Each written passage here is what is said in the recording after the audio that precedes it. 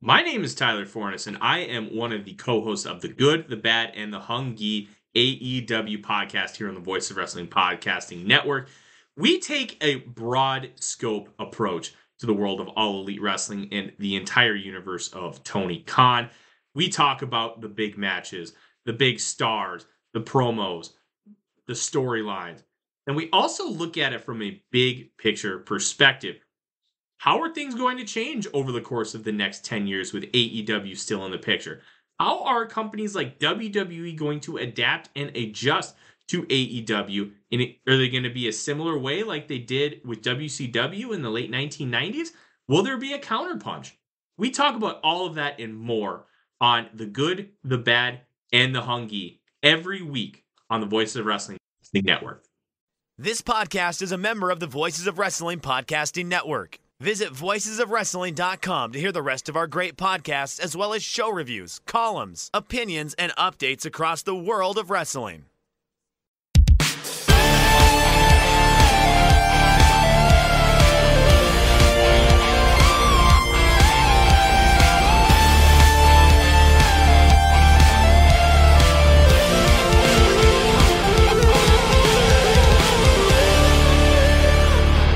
Welcome back to The Good, The Bad, and The Hungy here on the Voice of Wrestling Podcasting Network. I'm your host, Tyler Fornes, and with me, as always, is the foremost expert on hate and heat, Mr. Fred Moreland. How are you?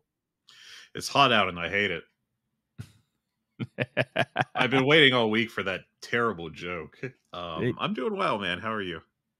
Tired, but good.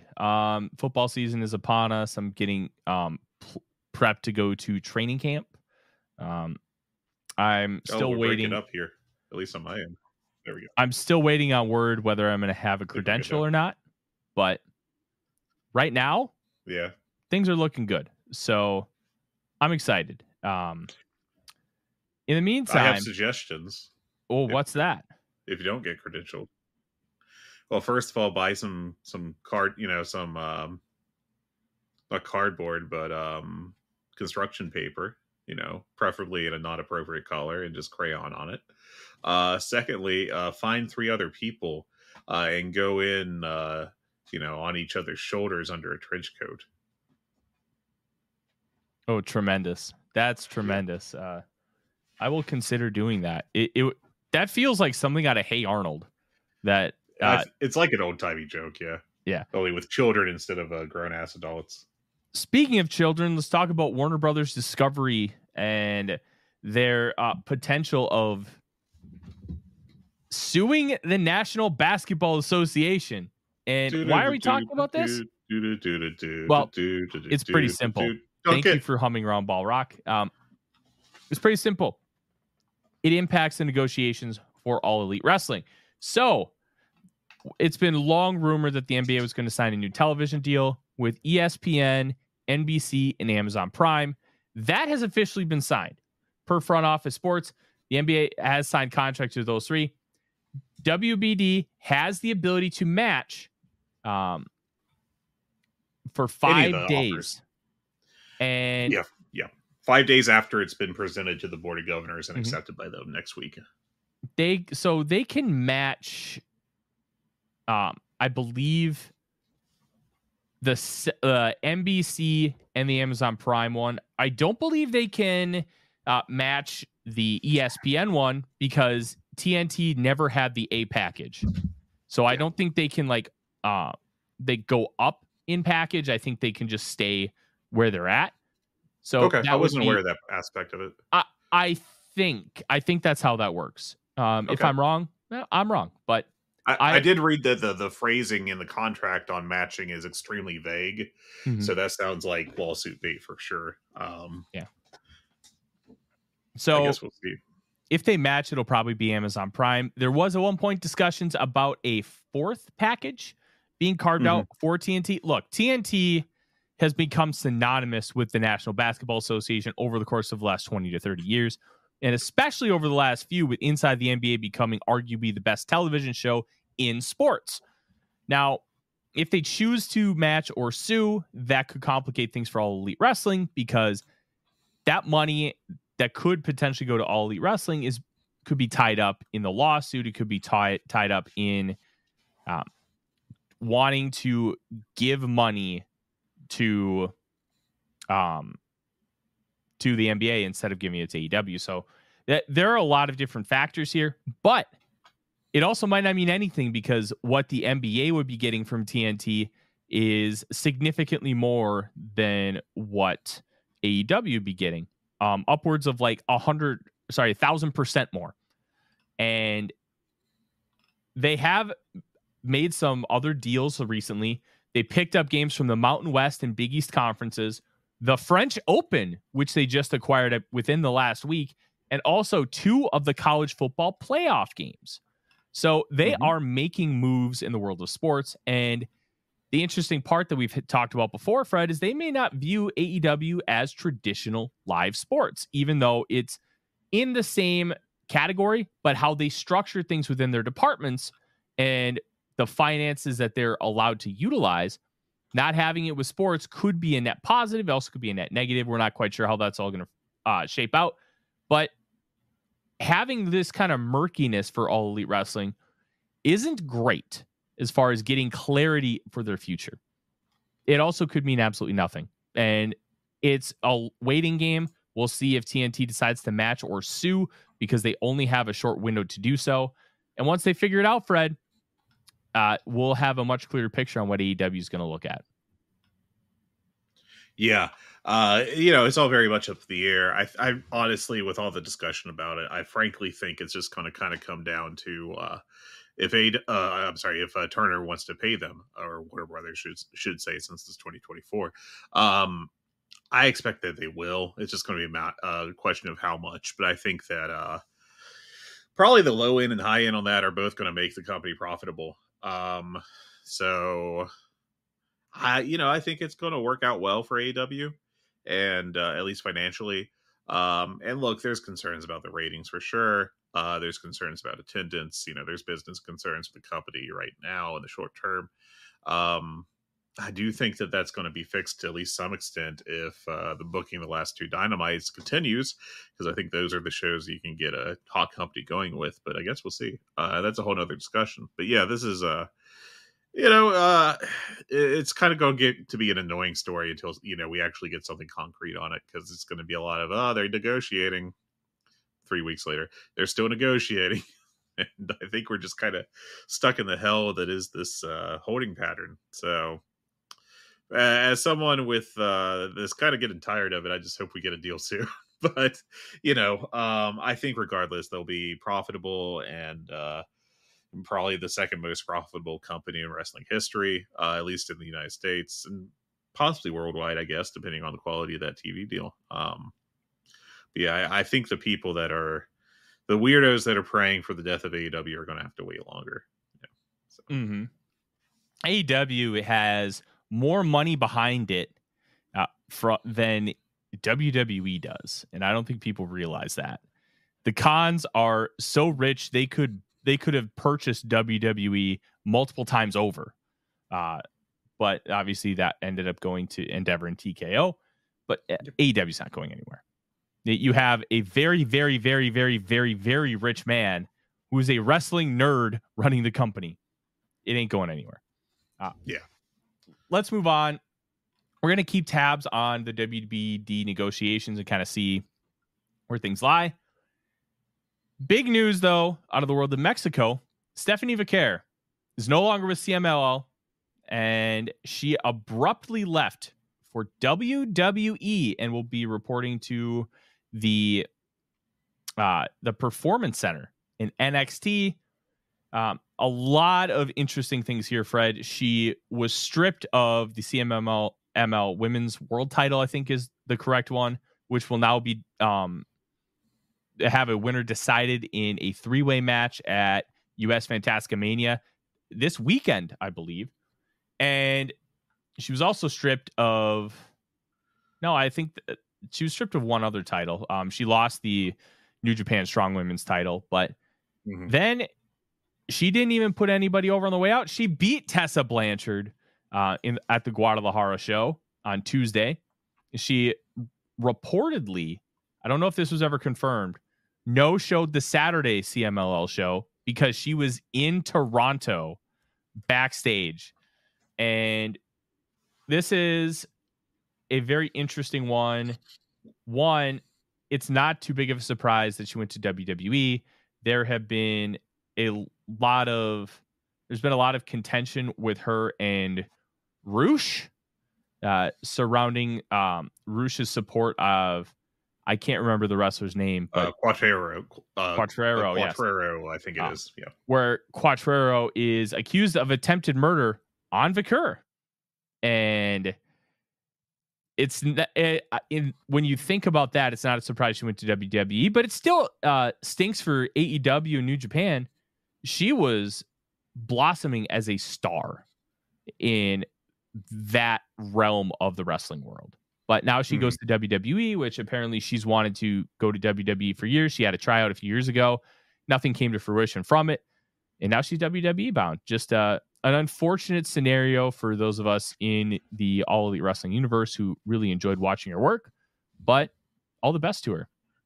Yeah, I think she'll do great in NXT. I mean, she'll be day one, the second most, at worst, the second best woman wrestler they have under NXT, assuming you're counting Julia.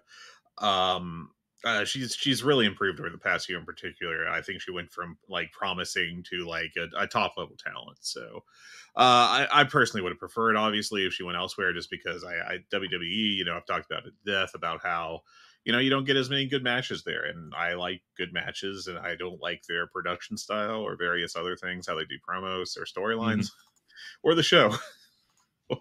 Yeah. Other than all that, it's fine. But she will make good money and she will have a good career. And now I have found this interesting. Cubs, the great Cubs fan of CubsFan.com/CMLL, aka Lucha Blog on Twitter, literally a legend when it comes to information about Lucha Libre, probably the best source available in the world, English speaking world, I should say.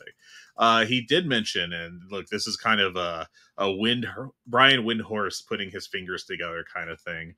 The fact that she jumped to WWE the same day that Conan did his what goes around comes around rant about AEW. And causing no-shows with AAA. Is that anything? Is that just a coincidence? I don't know. Cubs doesn't know. We don't know. Something to just, little thing that happened. So I do find it very funny, Fred. I think it's very funny that it was a coincidence. Let's just use that as a transition to talk about Conan, who professional dope. Yep. He talked about how TK got mad at him for referring to an AEW roster member as some chick. And he did say, I'm going to be very vague. What goes around comes around. Have a little fun. Have your little fun while you can. Conan. Is he wrestling's biggest dope? No, because Disco Inferno exists. Do you listen to this podcast? Why would I listen to his podcast? Oh, he may DM you and ask if you listen to his podcast if he finds out we talked about him. Yeah. So Conan was all like, "Oh, why would you be mad at me for referring to a woman as a chick? That's not offensive." And like, it may not be offensive in Spanish. It is in English. Yeah. But Conan's mad about AEW pulling their guys out of AAA bookings in the past, which, frankly, I think there's fair to be some anger about that. I don't know that AEW has always been the best promotional partner with AAA. At the same time, I want to say that AAA is arguably the worst promotion over the past 2 or 3 years. In the post-pandemic world, it's either them or NWA, I feel like. As far as like any of note, I'm not counting like little shindies that 12 people go to. That's just not fair. So I think that there's, if you're super excited to work with AEW, I'd probably try to put on good shows occasionally. But hey, that's just me. But yeah, I mean, I think he's within his rights to be angry about those things. I also think if you're Tony Khan and you're being asked to send people down to a fake Triple Mania with a main event involving like a 70-year-old Cibernetico, I don't think I'm sending my top guys for that. And it's funny that Konnan's complaining about how they weren't given the same stars that CMLL's got in the past year. I mean, Omega went down there, the Young Bucks went down there, several top stars went down to AAA. And anyways, I don't have much respect for Konnan as a booker and or as a podcaster. So, I've been thinking about that talent exchange thing, Fred, and it's weird because I think it's more of a AAA fan base problem than it is a Mexico problem.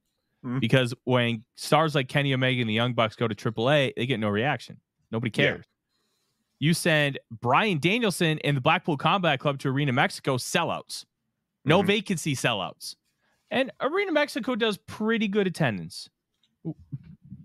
But no vacancy sellouts, they don't do that often. And having AEW stars go to Arena Mexico. I think we got it. Oh, okay. We had a frozen Tyler there for a second. Yeah, I have frozen Fred on my screen too. So, my internet up in this room has been weird lately, and I don't know why. Anyways, you have these elements here where I think it's the fan base and the presentation of the product rather than the AEW hasn't sent the best stars. Well, at a certain point, AEW is not going to send their stars if it's not worth it. If Kenny Omega gets no reaction in Mexico, why would you keep sending him? It doesn't matter. The AAA fan base has proven that it doesn't matter who you send down from the company. They're not going to get much reaction. So don't send your top guys. Yeah, I mean, I don't think it's a problem for them to have sent their top guys. I think it's just, I think maybe Tony Khan, read the writing on the wall and decided to get more involved with CMLL because they were the hot company in Mexico. I don't know. I just don't have any faith in AAA as a promotion right now. It just feels so dreadful right now and completely moribund. That's just kind of where I am with it. It's a messy situation, and Konnan's kind of a mess in my opinion, the way he's handling it. But I also think he's got a little justification to be angry about some stuff. Yeah. I don't disagree. I think there is some beef that he can have, but at the end of the day, your company is trash, Konnan. You have booked AAA into the ground. AAA was fun as hell like 4 or 5 years ago.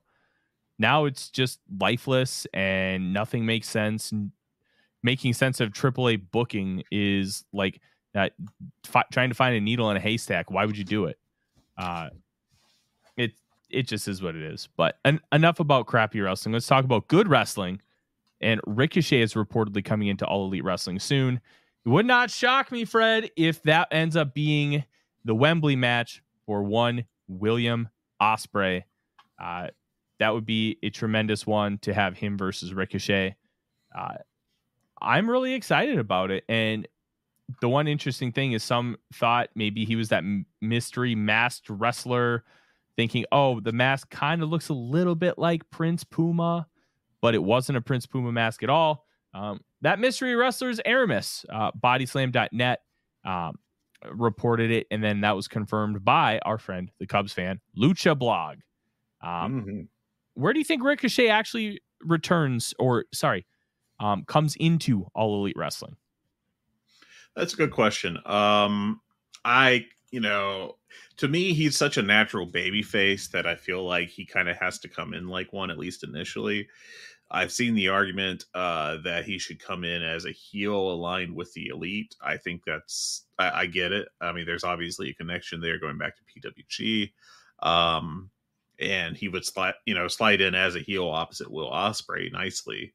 I just don't know. Yeah, I could see it being kind of like how Mercedes Moné came in first as kind of a baby face, and then took a couple months to turn heel, or like the returning MJF. Mm-hmm.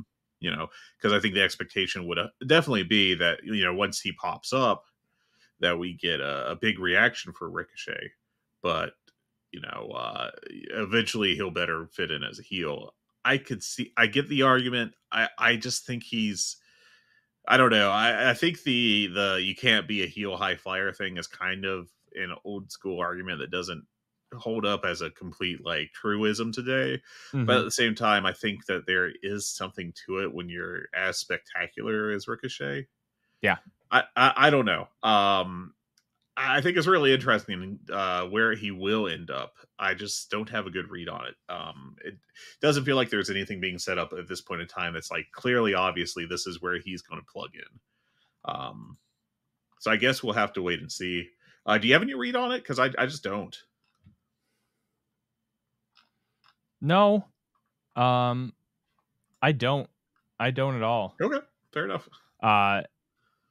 I wonder if it might not be the worst idea to kind of do the Roderick Strong thing with Ricochet, where Roderick came in and just started doing some wrestling matches right away. Just come in and be Ricochet. You don't have to be in a feud. Just come in and do some cool shit. Show that you still are Ricochet. And then we can kind of do the booking stuff. Or maybe like how Bobby Fish was used. Bobby Fish came in and just wrestled a bunch of really good dudes. I mean, he lost all of them. You don't have to do that part with Ricochet. Just come in and wrestle a bunch of guys. Yeah, just come in and wrestle. And then we'll integrate you into storyline in time. Like, you don't have to have him come in and be like the fifth member of the Elite. Look, that's probably going to be Hangman Page to get his hands on Swerve Strickland at Blood and Guts. Let's just be real. I think we're going to short term. I don't know if that's going to last, but I don't think it'll last either. But he'll do anything to get his hands on Swerve. That's why he was so motivated to win this tournament. And I find that very interesting, and we're going to find out how that works. A couple tidbits about being off television. Samoa Joe just got written off TV with the stretcher job with Chris Jericho to go film Twisted Metal Season 2 per PW Insider, confirmed by Dave Meltzer. And CJ Perry has officially announced she is out of AEW. I remember her being a part of those cuts back in April, but maybe that's a Mandela effect thing. I don't offhand. I don't remember her. Maybe it was. Let me check my notes. I can pull that up real quick. I'm actually unsure now. What do you think about her run in the AEW? Completely forgettable. Yeah. I think that's about right. It's unfortunate because I do think she when Rusev was first a roster member guy, he just felt really like special, and she felt like a special part of the act, and then not so much. It just kind of fell off for whatever reason. I'm not finding anything I can't even find those old notes now. I don't know why, but oh well. That part's not that important. Yeah. All right. Let's continue on here with some news and notes, and then we have a lot of Dynamite to talk about. Yeah, I do have a note in early May that her profile was off the roster page. So, okay. Chris Jericho will wrestle against Mystico at CMLL's 91st anniversary show. God, that match is going to be incredible. Atmosphere wise. Oh yeah. Chris Jericho to the United States fan base might not mean much, but Jericho really hasn't wrestled in Mexico in 30 years. Mm-hmm. That I think it was Rob Viper who said that once this partnership was kind of coming to fruition, the number one wrestler that people wanted to see was Chris Jericho, and they're going to get to see it against the biggest star in Mexico, Mystico.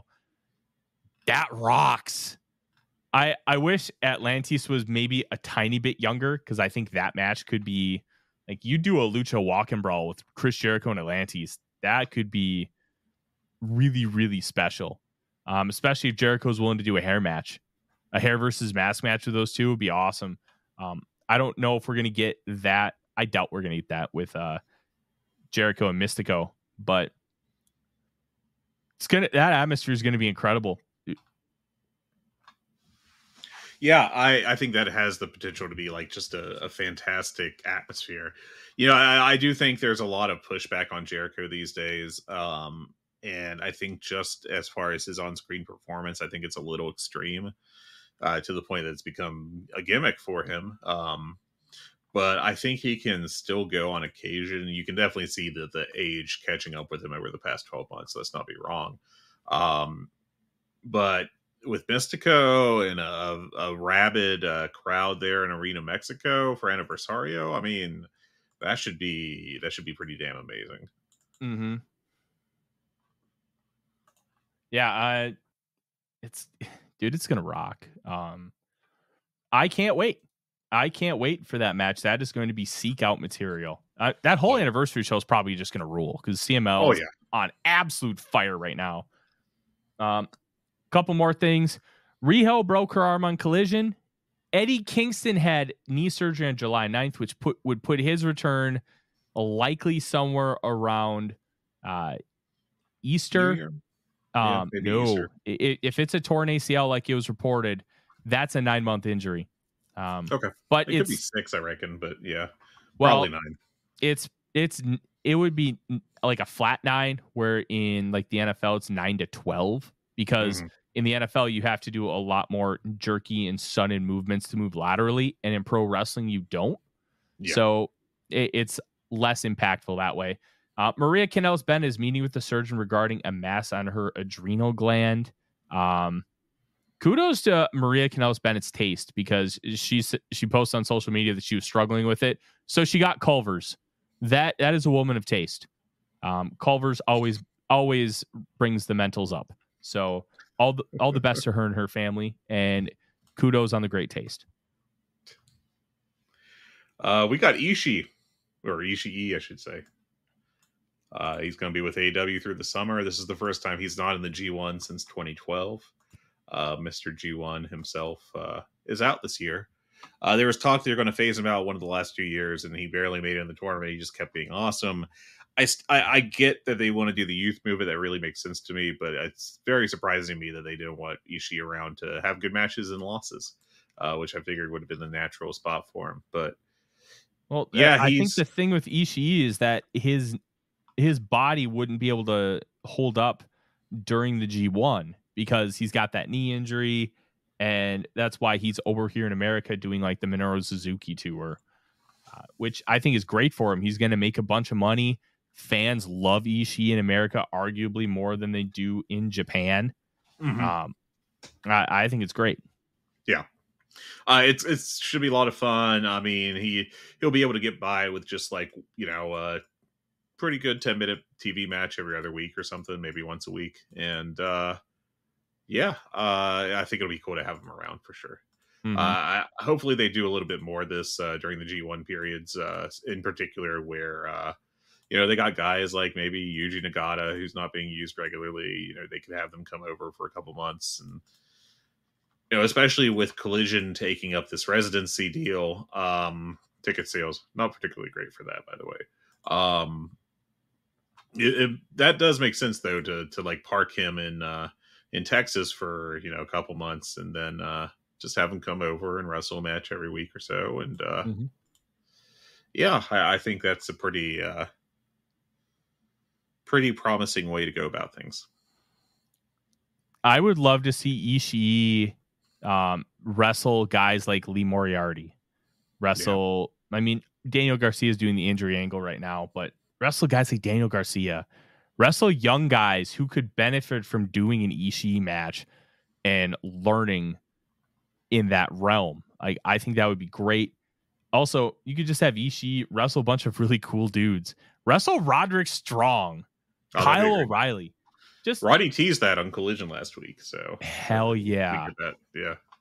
Roddy just doing backbreakers to Ishii, and Ishii just popping up, like not even leaving the knee, just having his upper back on the knee and just going and then just punching him from the knee. Just I can see it in my head. It's great.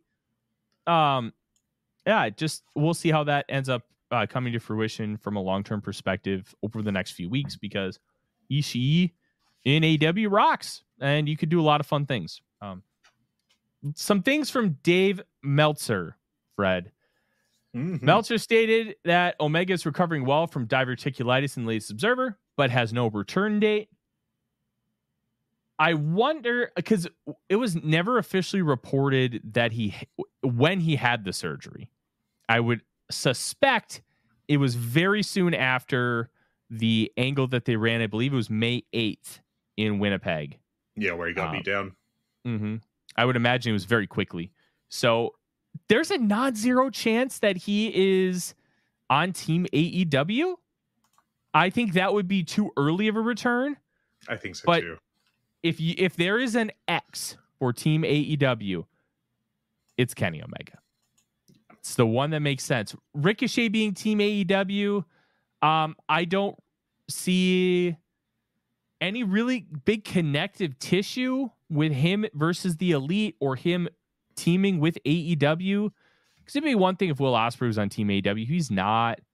He doesn't really have a connection with Mark Briscoe. He just doesn't have a connection with the Acclaimed or Swerve. Omega got kicked out of the Elite.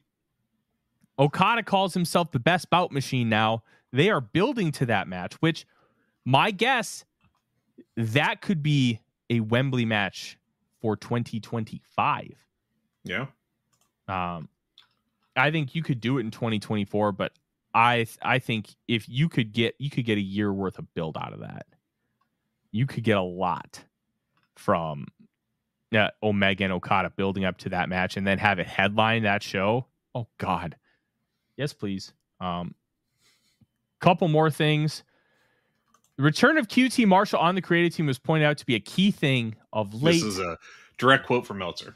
Yeah, I don't think he'll be going to Mexico any longer, even though Triple H was super high on him as a heel. This is great. Having a voice like QT Marshall in the creative room, like he's from the Codyverse, the Cody way of thinking. We need more voices like that in the room, and I think having QT back on the creative team is wonderful news. And also, did you see the pictures of QT Marshall looking like he was getting ready for a bodybuilding competition? No, I didn't actually. He did? I did not. Oh, dude, he looks shredded. Like fantastic shape. Like 3% body fat kind of shape. Wow. Okay, cool. Good for him. Never would have guessed it was QT Marshall if you just took like a body shot and completely ignored the face. You never would have guessed. Just because, like, what did we used to call him when he started doing like the Will Ospreay stuff, like the Sasuke special, like dad core gymnastics or something like that? I forget, but dang, he is super cut now. Hey, good work, buddy. Good for you. I hope you find a spot to wrestle some. I know he really wants to do that, and but I'm glad he's a creative guy for AEW. Apparently contributing positively, though I don't know how much stock I put into that due to the next paragraph you're going to read shortly. But I've always kind of liked QT. I've seen him as like a lower card guy, always, but like it's good to have a shithead heel around, and he'd be good at that. So, and he has been good at that, but I get it. I get why he would be squeezed out. Sorry. Yeah. Speaking of the creative team, regarding Jen Pepperman, while a lot of people think she's booking the women's division, she's not head booker of anything, and is Mercedes Moné's go-to person, but she's working with more than Moné. She's gotten praise for her work on promos in the Moné Britt Baker segment, as well as for many other men and women, with Mark Briscoe and Will Ospreay being two of the most notable. I'm not really reading anything into this other than, she obviously understands how to write for television. We know that. We don't know, based on this writing from Meltzer, that she's directly written the entire promo, but helping clean up language, helping with diction, helping with presentation, I think it's great. I haven't seen Briscoe or Ospreay really change their promo style. So I'm not reading anything into this other than she's just a television person helping out other people. And I'm not worried about it until I see other people's promos that tell me I need to be worried about this, because I haven't seen any signs of like poor from either of these, any signs of, hey, this is too sports entertaining or this is too WWE centric. No, it's Mark Briscoe and Will Ospreay have consistently delivered great promos. And to me, there's no warning signs yet. My take on it is that I don't think, I mean, Mercedes has been better as a heel, but I don't think she's been great. I just don't think she's really a great talker, generally speaking. Presence great, talking, not great. Good recently, I'd say. I don't think that the last Brit Mercedes segment was like gangbusters or anything.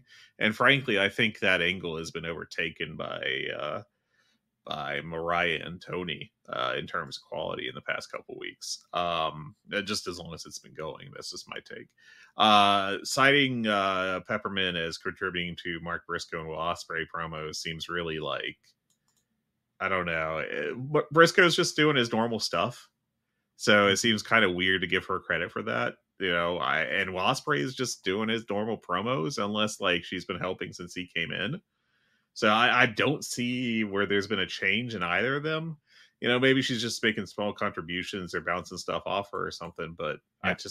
I don't see where there's any noticeable change in their work.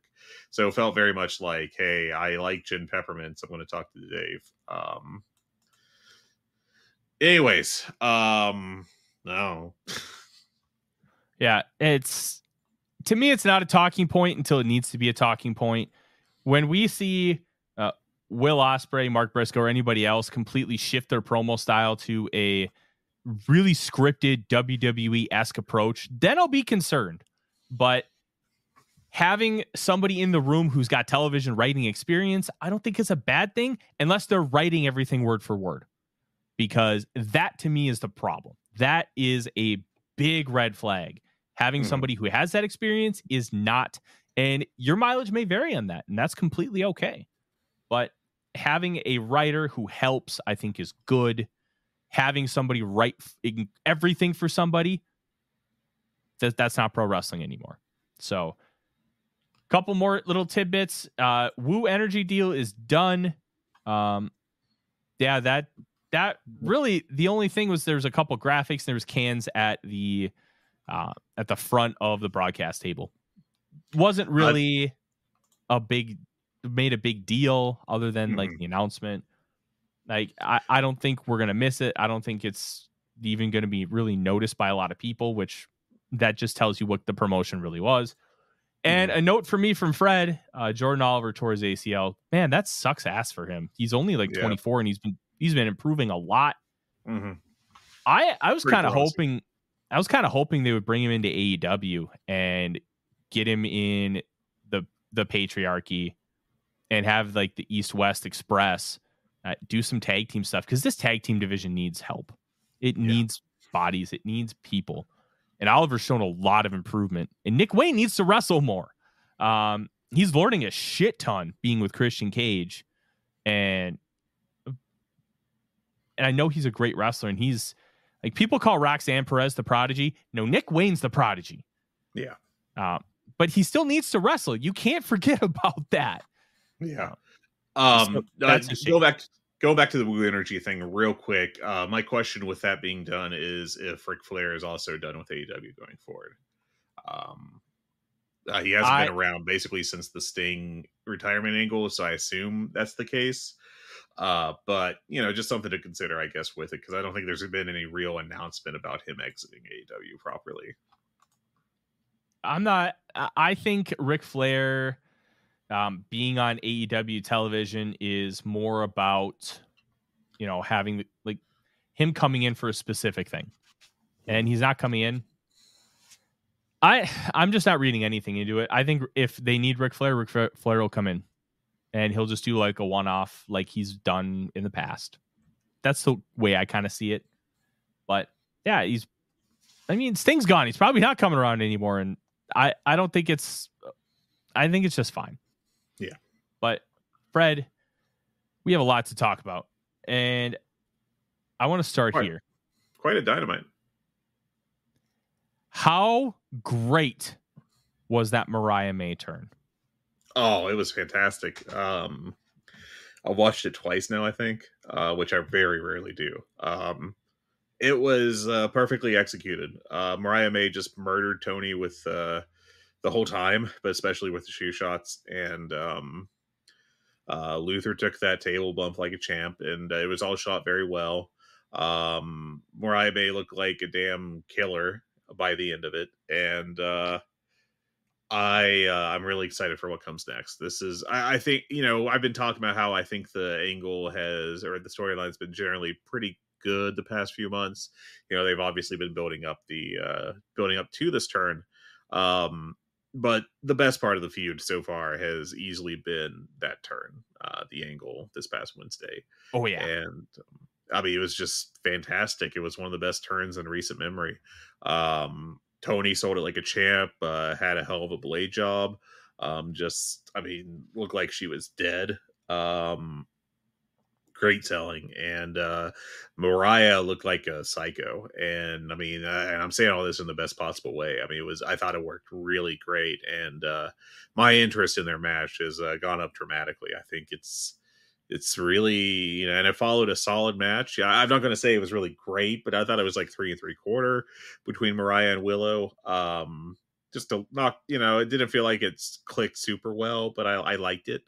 And I thought that it was a good final, and for the women's side, and I thought it was. Mariah had herself a hell of a night, so kudos to her.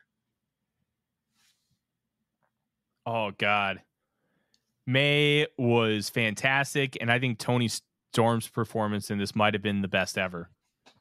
She's just like, I think the fact that she was Timeless Toni paid off with how great this turn was, because she was just not really fighting back, just like emotionally scarred for life that this person turned on her, and she bled gushers and just took it and looked like a battered mess when this was all said and done. And the best part was, and I hope they play this on television, I really do, the 1 minute clip posted on social media where Mariah May's got the blood on her face and she's just got this smirk like, I just pulled one over on the world, and she pushes the camera away, and then it goes right to Toni walking in from the back, and she's just coated in blood and just mentally defeated. To steal the line from Cholando, this was hate and heat right here. This was, you don't need 25 people in the writing room. You just need angles like this. You just need promos like the online one that Hangman Page did after Collision. Which you'd need the Daddy Magic one after MJF killed Daniel Garcia last week. And it's crazy that these great segments are online only to me. There's some characters like MJF in particular that makes sense to go in the ring and cut these 10-minute long promos, and it makes sense that Will Ospreay would respond this week and all that. But Hangman Page right now, his character should not be like, I'm going to go do a mini Raw promo, like an 8-minute thing in the ring. He should be angry and short appearances, pre-tapes, kind of off the cuff comments. And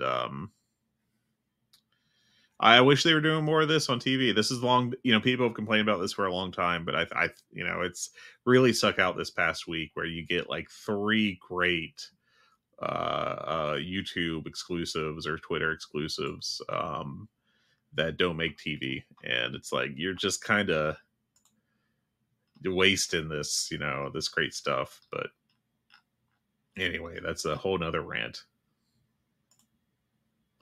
Yeah, they got to put more of this on television. I completely agree. the Hangman Page promo, I don't understand how you don't put that on television. I don't know. It's so good. The only way I think that you don't put that on television, and I think there's a really good argument for it, he's not winning. Okay. But the whole reason he goes to the Elite, though, is because he didn't win. So that's why he's going to be in Blood and Guts. And yeah. No, so but I think that makes perfect sense. Yeah. I don't know. You got to put this stuff on television. And if I had a phone call or a slot on the media call, to ask Tony Khan a question and be like, your best stuff is arguably the stuff you do digital only, the promos you put on YouTube and Twitter. Why isn't more of that making the show? And how much of it has to do with you trying to beef up on buzz outside of your own television show? Because I'll tell you what, this needs to be on television. And not you can just clip that stuff. You can just clip it off the show, and put it online. Not everybody who watches television is chronically online or follows the promotion outside of watching on TBS. Give your best stuff to the program. Yeah. I don't know. It's a little frustrating, but I like that a lot. And the Danielson Page match I thought was great. I thought it was a 4.5-star match. Bryan Danielson did continue to work this, angle where he's selling a lot. I thought the result was shocking. I thought for sure we'd be getting Swerve and Page as the main event of Wembley, given that it's not going to be Ospreay apparently. But I just thought this match ruled. The Jeff Jarrett stuff was really good. I'm glad that, frankly, Jarrett should have been babyface by this stuff, and it's cool to see him at least for a couple weeks being a babyface related to the Owen stuff. And I thought that this all worked really well. I thought Page sold the loss really well, and it was a great setup for him agreeing to do Blood and Guts. And that little segment later in the show. I just thought it ruled. Great outing by the both of them. I think I liked their earlier matches better, but this was still really good. I have a hot take about this match. All right. That might have been the least engaged I was with a 4.25, 4.5-star match ever. I don't know what it was. It was objectively great. I don't know if it was the pacing or the 2 commercial breaks, but I was just not enthralled with it like I thought I'd be. I don't know. I don't know what it was. It's not that it wasn't great. Yeah. But I'm usually something like that. I'd be standing and pacing on the edge of my seat, and I just wasn't nearly as enthralled with it as I normally would be, despite its greatness. And I guess I just came away a little bit disappointed because I thought these two could have done much better to really take my attention and grab it. And I just felt like it didn't get to that level. And it's weird because I did think it was objectively great, 4.25 plus, but I don't know. It was just a weird match for me in that sense. I really do think it was kind of, the pacing just felt weird. And you know what? Maybe I'm just overthinking it. And I'm not even saying it was bad. I was not engaged like I thought I should have been based on how great the match was. I thought it was a great match. Now, I think what kept it from being a 5-star all-time classic is it ended a little soon. I was on the verge of the standing and pacing, and it just did not quite get there. I thought that it was, I would have liked it just 3 more minutes. I think would have made it really all-time special. But also, the crowd did not do them any favors. And I thought it was, I couldn't entirely tell if this was another instance of just really bad miking, or if this was a crowd that was just like kind of bad. Because, you know, we've talked before about how sometimes AEW will put on a stinker, and, you know, when that happens, I mean, the crowd should definitely not be responding. They open up with Danielson Page, and they had what I thought was a great match, and which seems to be pretty well universally received as a great match. And it was kind of appalling to see the crowd just be like, all right, well, that's good. Cool.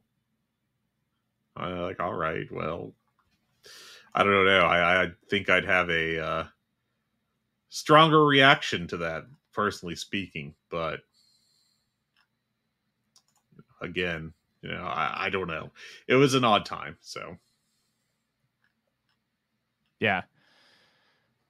Overall, though, Danielson Tyler has disappeared from my screen. Danielson winning the tournament, Fred, I thought was very. There we are. Hey. Danielson winning the tournament is very interesting because now Hangman is away from Swerve for at least a little bit. I want to propose this to you because I think this is what's going to happen. And I think somebody else has mentioned this before. I think that Danielson winning this is two things. One, he's having a phenomenal year, arguably wrestler of the year. Two, I think Tony Khan wants him in the title lineage, and Danielson winning the title at Wembley. Then you go to Wrestle Dream a month later, and you have Washington versus Washington. Theoretically, that could sell out the Tacoma Dome, and you have a crowd that'll just be bonkers for both of these guys because they're both incredibly over in their home state. And you could have Swerve win the title back and continue building to Hangman versus Swerve for whenever Hangman wins that belt. That's a direction I think that this is going to end up going. Will it? I don't know. There's a lot of different things they can do here, but I'm really intrigued with Danielson winning instead of Swerve. Yeah, that was a surprise. Like I said, I think it's going to set up some really cool stuff. I guess Swerve could work heel against him. I can't imagine Danielson going heel in the current, the 2024. So I don't know about that, but it also feels like maybe I don't know that it's the right time for Swerve to work a program heel. I don't think you need to do a program heel. They just did a babyface program and got people invested with Swerve and Will Ospreay. Neither of them worked heel. Mm-hmm. And I think you can do that with Danielson. I wonder also if we're going to get ourselves, and they've kind of been slow building this for a while now, between Paige and Renee, but I do wonder if we're going to, this year, get a Hangman Moxley program. Because of the disrespect Hangman's been showing Renee for quite a while. Obviously, last time around, he made several comments about not trying to not take out his anger on Mox on her. And then this week, just Renee just had enough and called him out on it. In fact, maybe Mox goes in Blood and Guts. It's a very Mox style match. Maybe he's the big mystery on the babyface side. I don't know. Granted, the babyfaces are very thrown together, I think, right now, but that's just going to be how this match goes.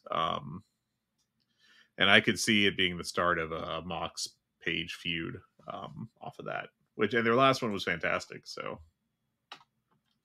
yeah, I'm intrigued. I don't know what the direction is here, Fred, but it's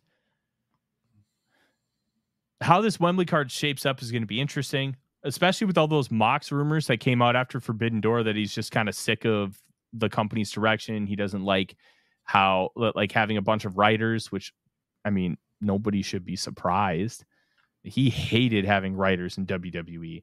So I'm intrigued to see this direction. I'm very excited about what this could end up meaning for Moxley, what this could end up meaning for Paige, and All In looks like a really good show so far, and we'll find out if it's going to end up being that way.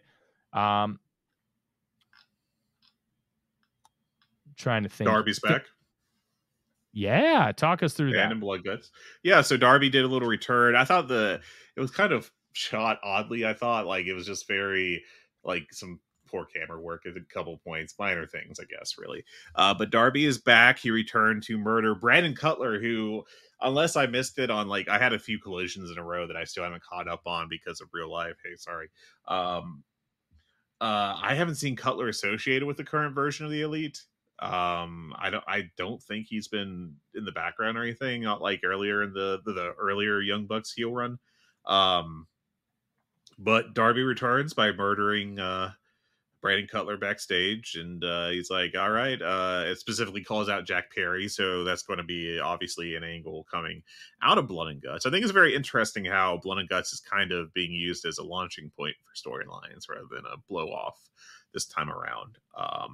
Feels maybe a little backwards because I think some of these are going to end up in just regular one-on-one matches, and I'm not sure that like going from basically war games to one-on-one for the TNT Championship, Darby and Jack is going to make the most sense. But hey, but yeah, Darby's back. He's going to try to murder himself again, I'm sure, because that he just takes the dopiest bumps possible. And God bless him for it. Hell of a worker. Yeah, I think that he'll make a great addition to that match. I think it's cool that he's coming back for it. Darby is going to do something incredibly bonkers, and I can't wait. I cannot wait. It would not shock me if Okada rainmakers him to oblivion and Darby just takes the sickest bump of all time. Like, Darby in this match rules. It also makes sense for him to be Team AEW. Oh, yeah, because especially after the earlier matches. Yeah, he's a pillar. He's one of the 4 pillars. I think this is a good addition. I'm intrigued to see how the rest of the team kind of shapes up. But this is a great ad right out of the block. Him and Mark Briscoe. We think the Acclaimed. We don't know for sure. And then there's the 5th member, which people have talked about being Kyle O'Reilly. I think it's going to end up being Swerve because, I mean, he's the AEW World Champion. Yeah. Kyle O'Reilly does not feel like a major deal to it. I'm fine with Briscoe being in because, again, he doesn't feel like a big deal right now either, but you can at least say he's the current Ring of Honor World Champion, and also he bumps like a madman, so at least in that sense, he's going to fit right in. And not that Kyle O'Reilly is bad by any stretch or anything, but I'm more okay with Briscoe being like the 5th guy than Briscoe being the 4th guy and Kyle O'Reilly being the 5th guy. I'm going to ask you, what do you think about the conglomeration thing? Do you think it's too ha-ha, or do you think it's working? In what sense? I want to make sure I'm following. Just the Orange Cassidy, Kyle O'Reilly, Mark Briscoe, semi-stable, quasi-stable. I mean, I kind of like it because they're loosely aligned, but they're not like best friends. It's allies in the back. I think having allies is a good thing, especially when you're dealing with like leadership like the Elite. Obviously, we don't necessarily want the Elite running the show and having that authority figure bullshit, but like it's good to have friends, and I think that's exactly what this is. I don't really have an issue with it. They're not doing anything more than, hey, these guys are just loosely aligned. They're doing like 6 and 8 man tags together. Mm-hmm. They're helping each other out. Oh, they're getting attacked. Oh, I'm going to go help my friend. I think that's all it is. And I think it could be a little bit more because they need to do something with Orange Cassidy. He's a big draw. He's over with this fan base. They have to have him doing something. I think they're actively making him less over, though. But maybe I'm out to lunch here. That's entirely possible. I just feel like he has cooled down since the Moxley pay-per-view. And I think I kind of feels like he's continuing to cool down. Maybe, once again, maybe I'm wrong. But that's just the vibe I'm getting. Yeah. I wonder if this is more of a vehicle to get Mark Briscoe more over and get the title off of him in ROH so he can be an AEW regular. Because he's won the ROH title. He's gotten the legacy run post the passing of his brother, Jay. And now I think you can really focus on what you want Mark Briscoe to be in the future, because for lack of a better term, you have that in the past. He got the cool legacy run, which is great. The moment was awesome, but now you have to focus on moving forward. And I think Mark Briscoe can still offer a lot in terms of professional wrestling. And why not pair him with Orange Cassidy? And hot take, I don't think Tony Khan views Orange Cassidy above mid-card level. Because if he did, he would have elevated him after that Mox match. Oh, yeah, and he didn't. I mean, it's pretty clear. I think it's a misplay. I think that he was, at least at one point, Orange was that level of over with his company's fans. I just think that, that's kind of a situation where the iron was hot and Khan chose not to strike. And I feel like, I just think that if you get a guy over like that, you should just, regardless of who it is, like, you should do more with them. You shouldn't just be like, all right, well, you seem really over right now, but I guess I'll just kind of put you in the mid card and not do much with you. Is that okay? Yeah. I don't know. It's very interesting. Let's see where it goes. Maybe this is like a Dark Order thing where they just have this group of guys and then all of a sudden they have a leader come in and then it all comes together and makes sense. I think Orange Cassidy and Kyle O'Reilly would be a kick-ass tag team. Yep. And I think that'd be a lot of fun. You have Mark Briscoe being your like mid-card title guy, and then you have a main eventer. That's, to me, sounds like a good stable. But who knows? That's just fantasy booking. We're not going to do a lot of that. Let's talk about the Mariah May Willow Nightingale match. What do you think? I thought it was good. Like I said earlier, I went 3 3/4 on it. I thought it was very good. I don't think it quite hit the level of being great. I thought that they shot, this wasn't like something I took off the match for or anything, but just a minor note. I thought they shot the interference on Willow towards the end pretty poorly. I thought they did a bad job of that. Just kind of wasn't executed particularly well on the technical side. But as far as the two competitors and their work, I thought they did very well. I actually could see them having a better match in them.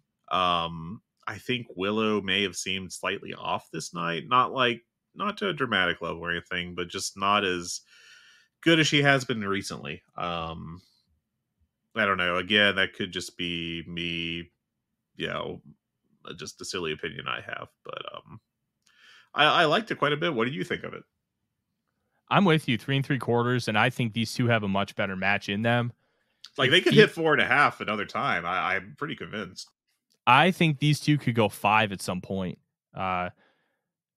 I don't think we've seen the best, even close to the best, from Mariah May as a worker. She's relatively green as a worker in comparison to kind of what our perception is. She's not a finished product, and I don't see that as a bad thing. I think she's got boundless potential.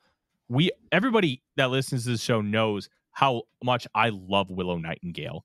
I think Willow Nightingale is one of the absolute best in the world, and I think they need to push her to the moon.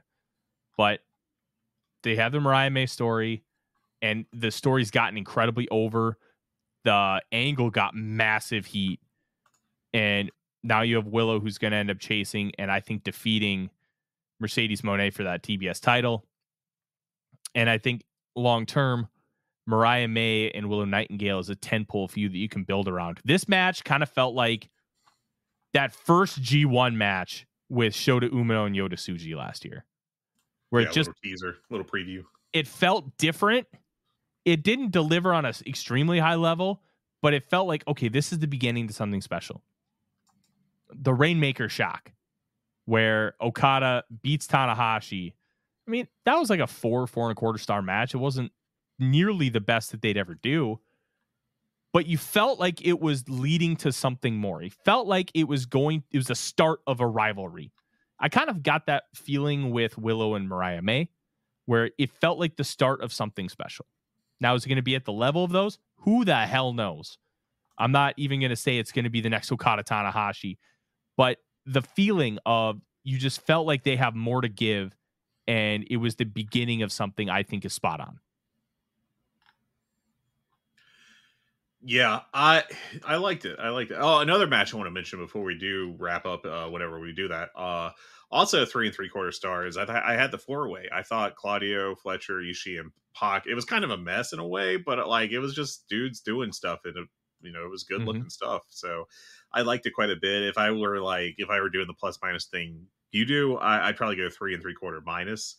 Just like on the lower end of that. I definitely thought the main was better than it.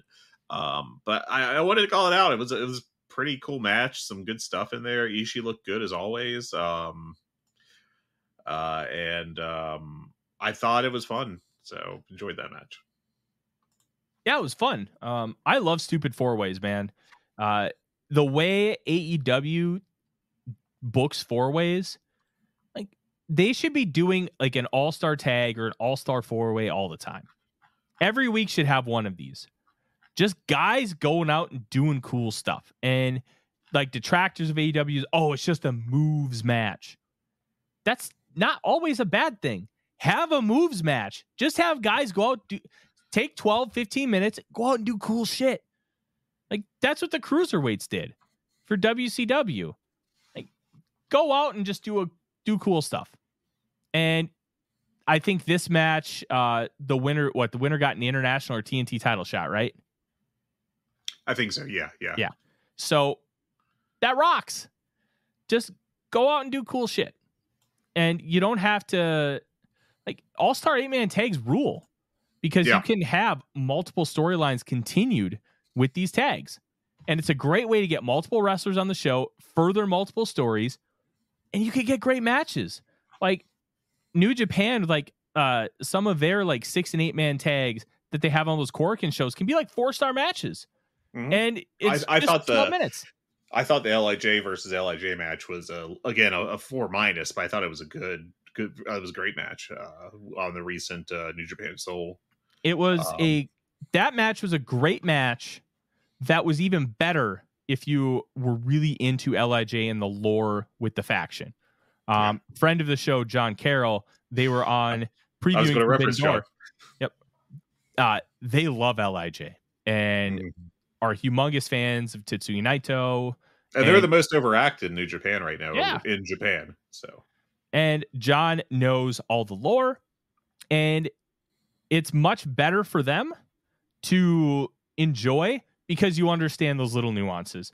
But it's also something where if you're like myself, I don't know all the LIJ lore. I still enjoyed it. And I think that kind of thing is awesome because somebody who loves and knows all the backstory will enjoy it at a different level, but it doesn't take away from everybody else from just enjoying it. Like that's great pro wrestling. It rewards you for being a super fan, but it doesn't make it hard to get into.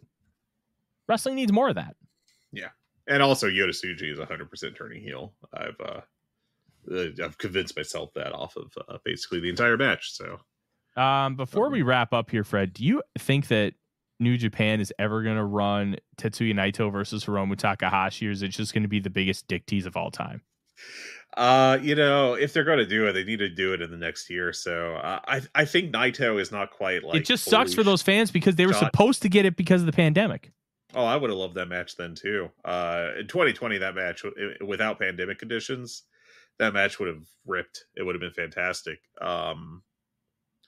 I think it's still be really good right now. I think Hiromu's okay. I'm back, I guess. You hear me, Tyler? Yes. Okay, cool. Sorry. I think Hiromu is like probably about the same level, maybe a half a step down, if that. Naito, I do think is showing some age. I think we're kind of rushing to like point it out like he's Tanahashi, right now when Tanahashi is outright washed and Naito just is on the downslope. That's all. But yeah, I think it's I think I like that match a lot. It was a lot of fun. I've been getting caught up on my WWE. I've been taking my medicine. And my God, the NXT announce team is so objectively horrible. I just hate their work so much. Booker T is like he's got to be the worst major announcer in 2024. If he isn't, it's I guess maybe someone from NWA or MLW that I don't watch, but I don't hear anything that bad about their announcing. I guess he just it's 100% just him going into business for himself. It's like I honestly thought that their chemistry, him and the white dork, I don't know his name, sorry, but it feels like the old Pac-12 basketball games, Bill Walton and Dave Pastish. Is that the play-by-play guy that was with Bill Walton all those years? It's like that, but not fun. It's really dumb. I about lost it when I was watching. There was a recent Obafemi, Wesley, and one of the guys from Gallus, one of the coffees. I think he may have been Mark. I don't really particularly care. It was like a pretty good match. I think I went like 3.5 on it. But at some point, Wesley like barely kicks out of a pinfall. It's just kind of like a mid-match near fall kind of thing. And Booker T's like, oh, that's a weak kick out. Like not as a commentator, felt like very much as a like I'm trying to coach this guy from the announcing position. And the poor lead guy who I don't think is particularly great. I don't know that he's bad on his own, but he's got to do not just the play-by-play and also all the silly WWE verbiage stuff, but also has to like try to steer Booker T to keeping his things in kayfabe. And it feels like at least once a big match, he's got to do that. And it's ridiculous.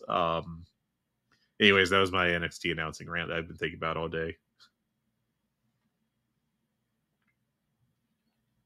I'm shaking my head at you, Fred. You don't have to do this. I like to be an informed FSM 50 voter. I like Obafemi. I like Wesley. Mark Coffey's all right. It was a pretty good Jordan Grace main event. I'll give her credit for that. I think I went like 3.5 on both of those. So NXT stands that definitely listen to this show are going to like send me death threats or something over that. Fred, yeah, NXT stands are not listening to the show unless. I know that's why it's the biggest stand of them all, Suit Williams. Hey, at least he's making money off of it. Hey, there you go. That's the important thing. Anyways, Fred, anything else before we check out for the day? Not really, particular. I'll be gone the next 2 weeks. So those of you who hate my contributions to the show and for Simpson's voice for good reason, I'll see you all at the tail end of the month. Actually, I think it's actually going to be early August, but I hope you all have a good month until then. And Tyler, I'll talk to you then. Tyler will get some guest hosts, supposedly. Definitely better than me. Let's be honest. Odie farting next to me, which he's done all show, is better than having Fred on. So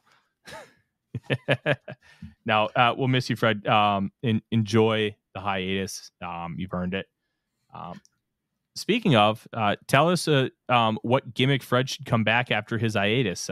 Make sure you give us 5 stars on whatever podcast platform you have, and write a review. Tell us what Fred's new gimmick should be, because he's going away so he can repackage himself. In the meantime, thank you very much for listening. Have yourself a great day, and football training camp is almost here. Thank God. NCAA or college football 25. Going to be here soon, man. Texas State's winning an Natty, baby. I'm so excited. I think I'm going to take Akron, or maybe just Ohio U. Ohio U is a better program, but man, I'm excited. I'm genuinely excited for a electronic arts video game in the year of our Lord 2024 pre-release. It's ridiculous. This should not be the case. I feel like the frog with the scorpion on its back, and the EA is just going to go LOL LMAO as it stings me to death. Now I just need NFL Street to come back and life is complete. Oh boy, NBA Street was so good. We could do like half an hour on this. You got to cut me off. I do hope you all have fun. And I'm going to cut you off. Bye, Fred. See ya. Hey everybody, my name is Jesse Collins, and I want to tell you all about my show, the Gentleman's Wrestling Podcast, here on the Voices of Wrestling Podcast Network. On the Gentleman's Wrestling Podcast, we do a thorough analysis on the biggest issues and trends within the pro wrestling industry.